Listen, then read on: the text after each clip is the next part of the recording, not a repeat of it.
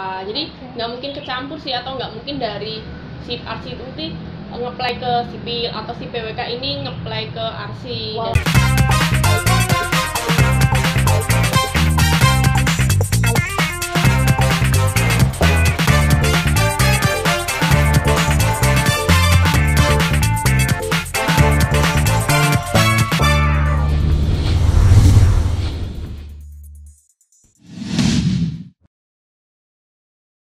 Halo friends, kembali lagi di Kamus Kampus jurusan Teknik Sipil, program dari Hai Kampus, di mana kita membedah jurusan tentang jurusan-jurusan di perkuliahan gimana ya itu.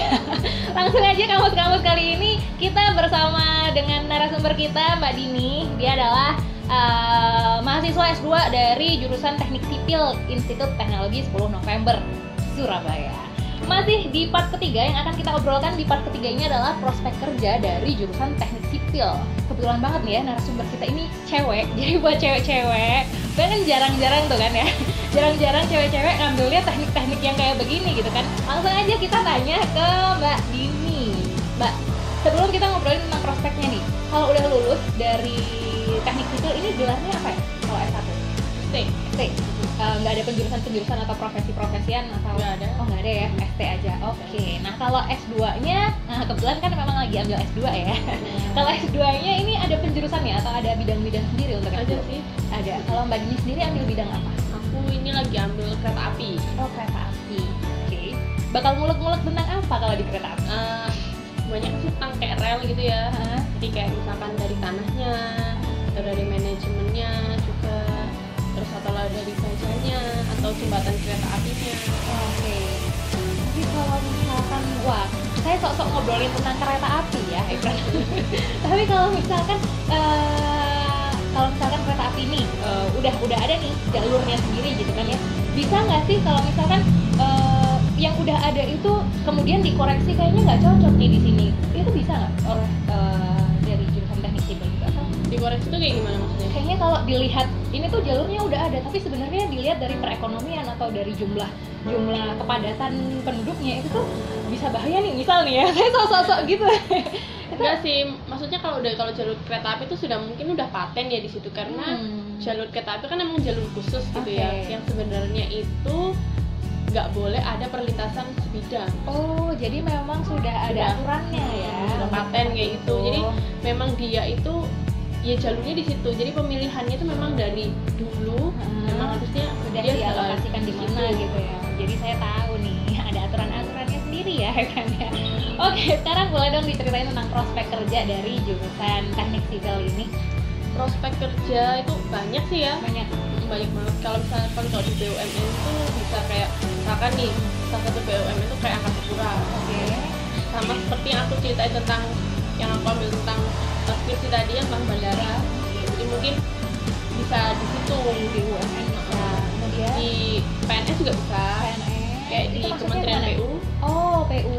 Atau di dosen tadi juga. Oke.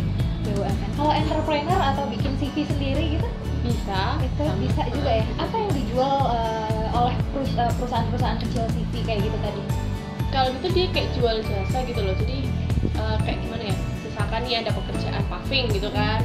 Jadi si kontraktor ini dia ngerjain pekerjaan itu, atau dia nanti ada nih tentang gedung sekolahan, misalkan renov gedung sekolah ya, si kontraktor ini jual jasa ya. Tapi mereka pasti punya tim sendiri ya untuk mengerjakannya itu. Oke, lumayan juga tuh ya. Bikin sendiri gitu ya. Apalagi cewek juga bisa kan ya? Bisa dong ya. Bisa. Persaingannya seberapa ketat sih kalau misalkan cewek sama cowok di jurusan ini untuk prospek kerjanya? Prospek kerja sebenarnya sama-sama sih ya.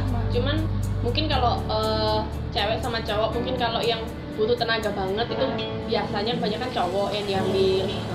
Kalau cewek biasanya di bagian apa yang cocok kalau misalkan dari jurusan Teknik Sipil ini? Biasanya apa ya, tergantung sih, semuanya perusahaan kan punya ini sendiri kan, maksudnya dia bagian apa yang dibutuhkan gitu. Jadi perusahaan tuh tahu bagian apa yang dibutuhkan, terus gendernya apa yang dibutuhkan. Jadi sipil juga bisa kok, larinya juga ke bank gitu kan. Ke bank. Tapi masih ilmu jurusan sipilnya masih. Jadi kayak misalkan setahu aku ya, ini kalau misalkan kayak di misalnya Bank Jatim nih, dia itu kalau misalkan mau cicilan rumah mungkin ya. Beberapa bank ya, bukan cuma Bank Jatim ya. Ada maksudnya seperti itu. Maksudnya kayak dia tuh yang mengukur jadi rumahnya itu luasan. Kayak gitu sih. Kalau misalnya aku nggak tahu persis ya, cuman ada beberapa ini sih, beberapa sisi-sisi gitu ya buat menilai seperti itu. Oke, bisa juga sipil di perbankan ternyata ya, high friends. Nggak rebutan. Kalau tadi ada sisipan antara PWK terus arsitek dengan teknik sipil. Tapi pada aktualnya ketika kerja apakah mereka benar-benar bersaing juga? Jadi sipil bukan cuma bersaing dengan sipil tapi juga bersaing dengan beberapa jurusan lain. Menurut Mbak ini gimana? Enggak sih, enggak. Karena memang beda. Soalnya biasanya nih kalau misalnya kita dapat ini ya kan lawan kerja gitu kan, pasti akan ada selalu label S1 jurusan apa. Jadi nggak mungkin kecampur sih, atau nggak mungkin dari SIP arsi itu sih nge-apply ke sipil atau si PWK ini nge-apply ke arsi. Walaupun sebenarnya beberapa mungkin dipelajari juga. Tapi itu memang beda sih perannya ya. Kalau tadi seperti BUMN atau beberapa perusahaan sipil mungkin ya, peran dari seorang teknik sipil itu yang Mbak Dini tahu kayak gimana?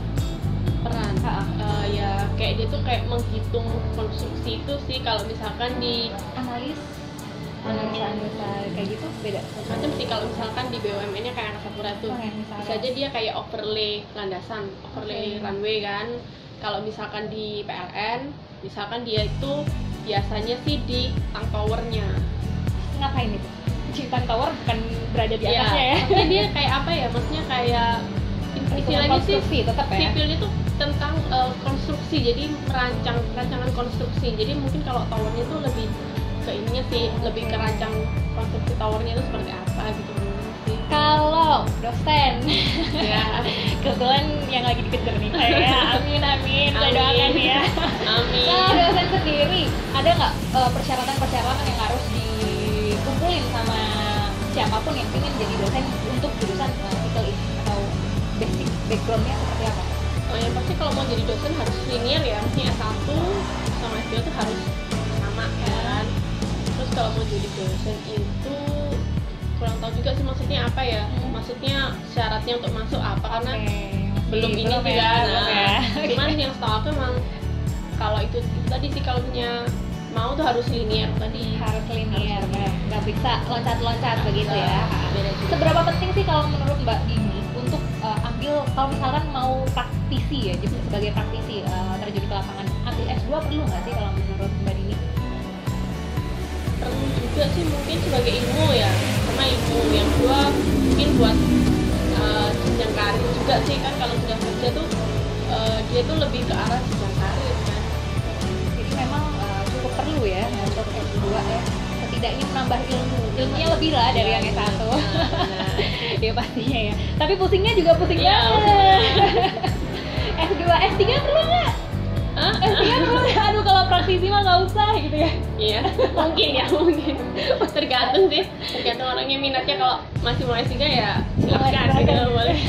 Kalau mau masih bergulir dengan persipilan. Oke. Itu tadi obrolan kita tentang prospek kerja dari sampai selesai ya ngobrol sama Mbak Dini. Prospek kerja dari teknik sipil. Karena kita sudah sounding juga di Instagram kita ya, Hi Friend. Sedikit sekali nih pertanyaannya. Jadi buat Hi Friend yang masih penasaran dengan jurusan teknik sipil, masih kita persilahkan buat komen dan pertanyakan apa aja yang mau dipertanyakan, kita akan balas di situ. Mungkin ini adalah akhir dari part 3 kita. Satu lagi pertanyaan yang akan saya tanyakan ke Mbak Dini, masih aja ya. Tips and trik buat mahasiswa yang sedang berjuang di teknik sipil, gimana supaya bisa tetap survive dan bisa lolos dengan lancar di perkuliahan. Ya kalau aku kemarin sih ya, jam tidurnya tuh pasti berkurang ya. Harus rela ya, banget. Jam tidur berkurang, terus ya lebih banyakin maksudnya nugas sama teman-teman aja sih. Ya kan lebih sering sharing kan, jadi lebih discussion gitu ya. Jadi lebih apa ya, maksudnya orangnya lebih banyak. Jadi kan kalau misalnya ngerjain sendiri itu kan kayaknya kurang bisa ya. Berat ya. Beban anaknya dibagi-bagi. Bisa sharing itu kan nanti maksudnya ada usul dari ini, nanti akhirnya ya bisa ada.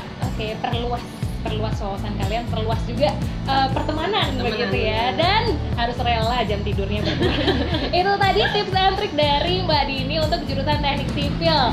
Akhir dari part ketiga ini buat Hi Friends, seperti tadi yang saya sampaikan, Hi Friends bisa kunjungin YouTube kita di Hi Campus. Kalian bisa lihat banyak sekali jurusan yang sudah kita bahas di sana, dan jangan lupa terima kasih saya ucapkan kepada Warung Kebon yang telah memfasilitasi lokasi dari jurusan teknik sipil kali ini. Saya lanjutkan ya, jangan lupa follow Instagram kita dan kunjungi web kita www.highcampus.com. Kalau gitu saya Dita Rahman pamit, thanks for watching us. Makasih banyak, bye.